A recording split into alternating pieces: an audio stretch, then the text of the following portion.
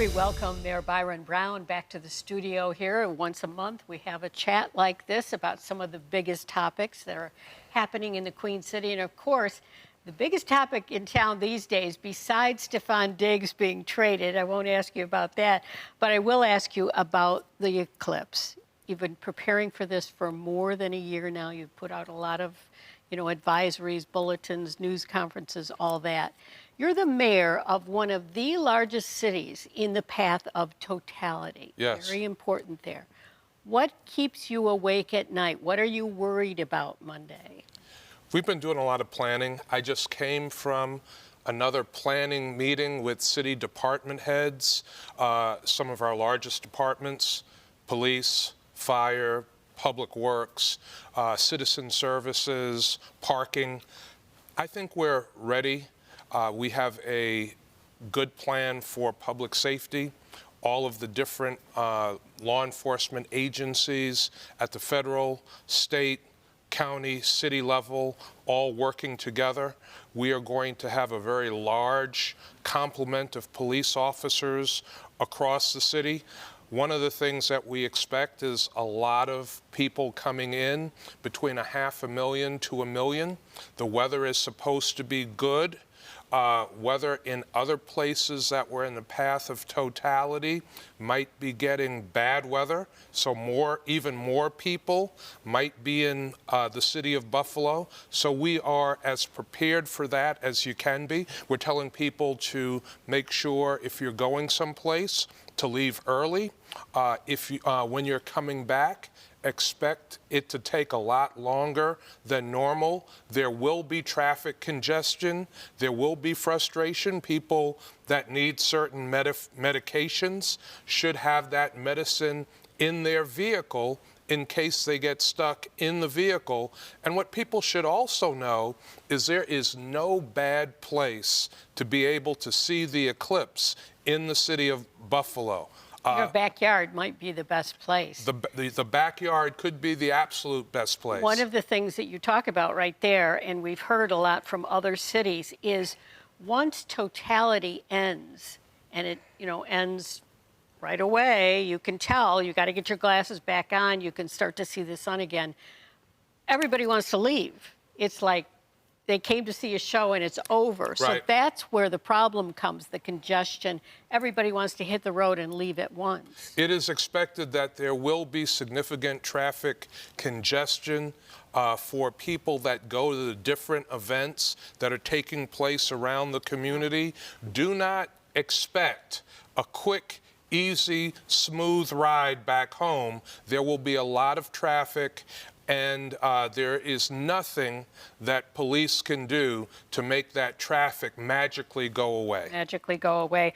Now, you mentioned prescriptions, getting your, want people, residents, to be prepared this weekend. Food, gas, prescriptions, be ready. Be ready. Yes, so if you want to stock up your refrigerator, do that ahead of time. Don't do that on the day of the eclipse. If you need certain medications, go to the pharmacy ahead of time.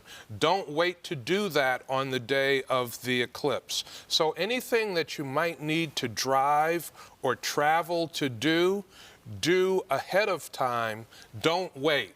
So the same advice that we would give to people if we had a major snowstorm coming is the same advice that we're giving during the eclipse. Okay, I have a question about snowstorms, but I want to ask you first. Last week, and we're going to change topics now. Last week, we had a young man, Peter Marlette, come out and say that he wants to bring pro soccer to Buffalo. He wants to do that within 2 years. But he wants to build a stadium, a $15 million stadium. Is the city of Buffalo prepared to get involved in that? Well, we certainly support a business person wanting to invest in our city. I'm talking about money. He has not asked us for any money. Sometimes business people make investments and don't ask the city, the county, the state for any money whatsoever. If he comes to you now and says, can the city kick in money for this $15 million stadium? That would be premature to answer now. I don't know the details of that. Mr. Marlette did approach the city and ask for us to be supportive of the concept. We support the concept. He did not ask us for any money. And so I think it's too early to talk about money, and maybe he's not looking for any government money. And I hope that's the case. I love it when deep pocket investors want to do things in the city of Buffalo. I can imagine that you do.